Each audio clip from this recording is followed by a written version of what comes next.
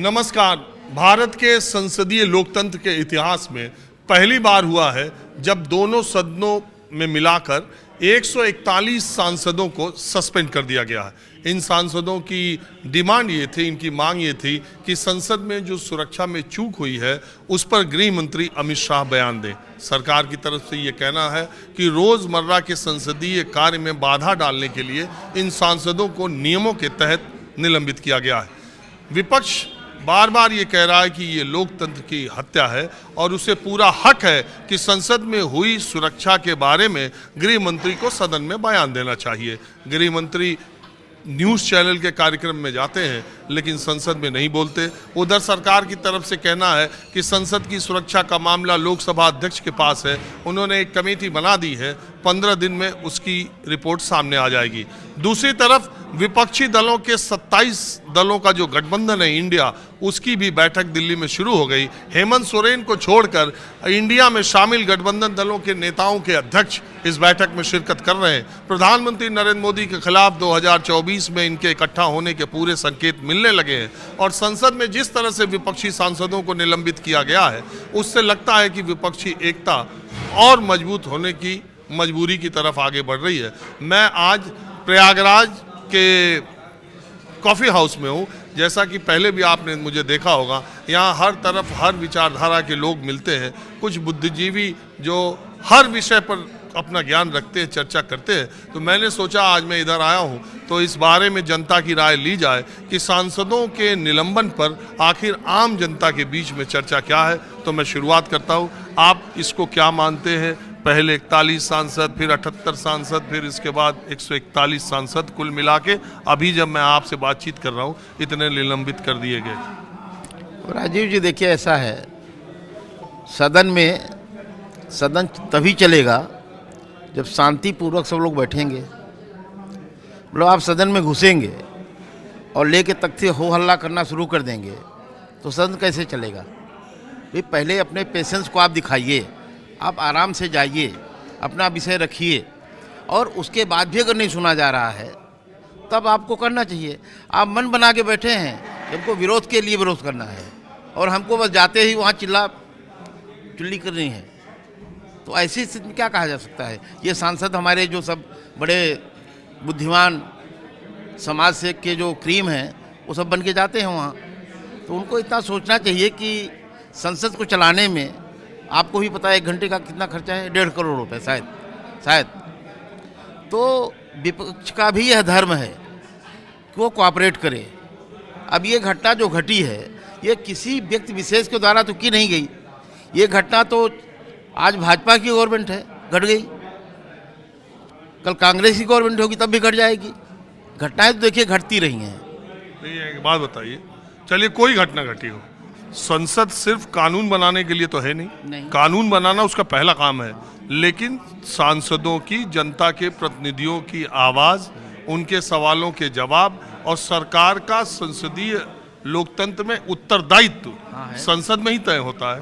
अगर चलती हुई संसद में 2 लोग सुरक्षा में चूक होती है, वो लोग आ जाते हैं। अगर ये सांसद इतना भर कहते हैं कि गृह मंत्री जवाब दे दें तो ऐसा कौन सा ईगो है कि सरकार कहेगी कि नहीं, अगर ज़्यादा बोलेगा तो सस्पेंड कर देंगे? नहीं, थोड़ा वेट करना चाहिए। मतलब इमीडिएट हम आए और कहते हैं आप जवाब दे दीजिए, प्रधानमंत्री आप जवाब दे दीजिए।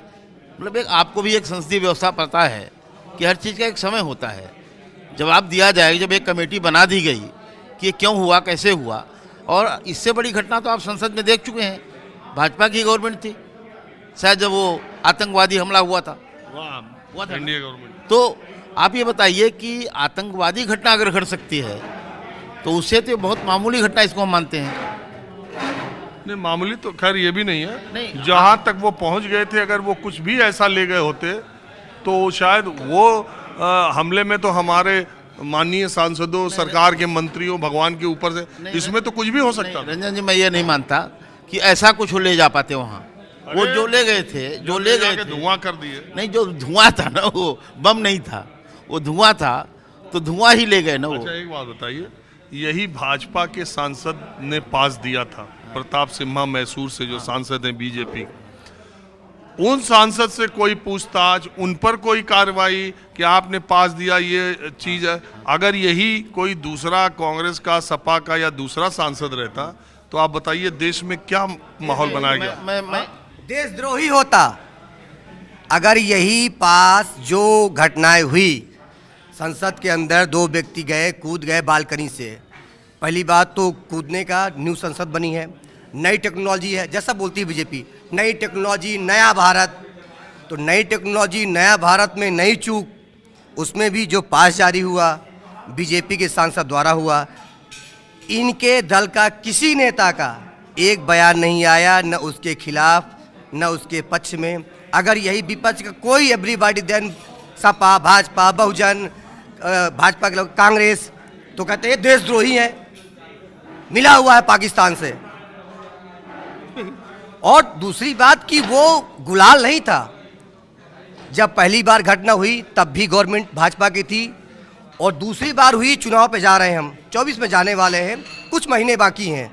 ये इनका साजिश है, देश को बरगलाने का, बहकाने का और नवयुवकों को अलग दिशा दिखाने का। ये धर्म के नाम पे राजनीति करते हैं, उसी का नशा देते हैं लोगों को, और नशे में 2 महीने के लिए आदमी चूर होता है, फिर नशा जब बंद हो जाता है तो चुनाव का खत्म हो जाता है, चुनाव का रिजल्ट आ जाता है।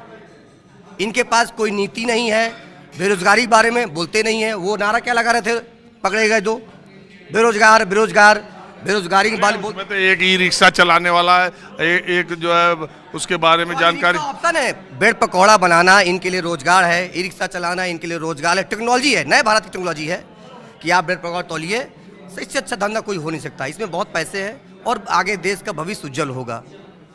और इस गवर्नमेंट में वो विपक्षी सांसद सिर्फ इतनी मांग कर रहे हैं, और आज एक दिन नहीं हुआ, 3 से 4 दिन हो चुके हैं कि देश की गृह मंत्री भाजपा के हैं, इस देश की पुलिस उनकी है, इस देश की नई संसद उनके द्वारा बनाई गई, टेक्नोलॉजी से लाई गई। अभी मुश्किल से 2 या 4 महीने हुए होंगे, ओपनिंग हुई है 20 सितंबर, मतलब 2 महीना मान लीजिए। विश्व स्तरीय टेक्नोलॉजी से जैसा प्रचार किया गया था कि अद्भुत क्षमताओं से लैस, तो ऐसा तो हमें कुछ दिखा नहीं, ना सुरक्षा के उसमें कोई अभेद वो है, और ये बहुत बड़ी चूक है उस देश के, इस देश के, मतलब सारी जनता जिसके प्रतिनिधि, जिनको वोट द्वारा दिए गए चुने हुए प्रतिनिधि बैठे हैं उसमें, वो हमारे, वो देश सुरक्षित है, न तो सांसद सुरक्षित है, न तो कोई स्टेट सुरक्षित है। क्योंकि भारतीय जनता पार्टी का जो नीति है वही गड़बड़ है। क्योंकि पूर्वोत्तर में अभी जो राज्य में दंगा हुआ है, आप जानते ही हैं उसका माहौल क्या है। तो हम मिजोरम में उसकी स्थिति आप देख रहे हैं, कोई बॉर्डर सुरक्षित नहीं है। ये सिर्फ सत्ता हथियाने के पीछे पड़े हुए हैं। और अमित शाह जो होम मिनिस्टर हैं, उनकी दादागिरी आप पार्लियामेंट में देखते ही हैं, किस तरह से वो सांसदों को डांटते हैं जैसे कि उनके अधीन कोई सांसद है। जैसे वो पार्लियामेंट में बोलते रहेंगे, कोई सांसद ऑब्जेक्शन करेगा तो उसको कहेंगे बैठ जाओ बैठ जाओ। इस तरह से तरह का जो व्यवहार है, ये लोकतंत्र अंतिम सांस अपना ले रहा है। डेमोक्रेसी, भारत की जो डेमोक्रेसी है वो अंतिम सांस ले रही है। न तो पार्लियामेंट सुरक्षित है, न देश सुरक्षित है। अब बेरोजगारी और जो समस्याएं हैं वो चरम पे हैं। ये सिर्फ नशा घोला जा रहा है समाज में, घोल के। जैसे निर्वाचन, एक मिनट, आप कह रहे अभी चुनाव हुआ, लोकतांत्रिक तरीके से चुनाव हुआ, नहीं, अभी आप लोकतंत्र हुआ, जनता ने चुना और इतने भारी बहुमत से चुना कि जहां तक अंदाजा लगाने वाले लोग थे वो भी फेल हो गए। क्या है, निर्वाचन आयोग ऑर्डिनेंस जारी करता है और 4 दिन वोटिंग रह जाता है, और मध्य प्रदेश सरकार लाडली बहन योजना में खाते में पैसा झोंक रही है, सरकार का पैसा। ऑर्डिनेंस के बाद क्या पैसा दिया जाता है? प्रलोभन दिया जाना चाहिए, ये बताइए आप। हमारी मतलब जब निर्वाचन आयोग सूचना जारी कर देता है तो राज्य सरकार को किसी भी प्रकार का प्रलोभन देने का राइट नहीं है। निर्वाचन आयोग क्यों नहीं कार्रवाई करता? क्योंकि उनके अधीन है। इसलिए हमें ये लगता है सीधे सीधे सारे सिस्टम को, सारी संस्थाओं को बीजेपी ने हाईजैक कर लिया है और सारे सिस्टम को हाईजैक करके ये काम कर रही है। विपक्ष बटा हुआ है, विपक्ष जो है पूरी तरह से बट करके उसका भी फायदा ले रहे हैं, जबकि विपक्ष मजबूत है। राहुल गांधी के नेतृत्व में भी विपक्ष मजबूत है, प्रियंका गांधी ने भी मेहनत किया, इन लोगों ने बहुत देखे नहीं क्या हुआ मध्य प्रदेश, छत्तीसगढ़ और वहाँ राजस्थान में। बता रहे हैं जो ये कारण है प्रलोभन दे करके इसका कारण भी अथाह कांग्रेस पार्टी है। अथाह पैसा बांटा गया। कांग्रेस पार्टी है।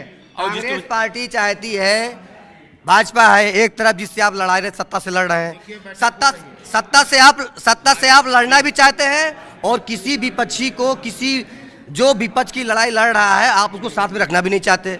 आप चाहते हो, आप 1% वोट मिला है, 0.46 लड़ाई से कैंडिडेट। हम तो ये जो वहाँ अपने समाजवादी दल को पार्टी बढ़ाने की की बात कर पैरवी रहे कर रहे हैं, 0.46 वोट मिला है, उसके दम पर सर हम वहाँ दल को बढ़ाने की बात कर रहे हैं, हम वहाँ सत्ता बनाने के लिए नहीं गए थे। ये हम वहाँ सत्ता बनाने के लिए नहीं गए थे, अपने दल को बढ़ाने के लिए गए थे। जब हम चुनाव लड़ेंगे तो राष्ट्रीय पार्टी के दर्जा। भैया एक मिनट, वहाँ राहुल गांधी अखिलेश यादव बैठक कर रहे हैं एकता के लिए, और यहाँ आप लोग जो है आपस में यही होगा क्या इंडिया गठबंधन में? वो देश का सवाल है, आज लोकतंत्र को बचाना है, इस सवाल पे राहुल गांधी कांग्रेस को बचाना पड़ेगा, कांग्रेस को बचाना पड़ेगा, कांग्रेस की जिम्मेदारी अपने साथ बनती में है। रखना पड़ेगा, जिम्मेदारी को ये जो निभाने के लिए बड़ा bargaining- दिल करना पड़ेगा। देखिए, ऐसा नहीं कि आप लड़ने के लिए 2 सीट मांगे ना दीजिए, भगा दीजिए आप। क्षेत्रीय दल जो बार्गेनिंग करने की पॉलिटिक्स करते हैं, क्षेत्रीय दल जो बार्गेनिंग करने की पॉलिटिक्स करते हैं, इनका कोई वजूद नहीं है। ये सिर्फ कांग्रेस के साथ अपने वजूद को बचा रहे हैं। आज राहुल अब बताइए, जय भाई।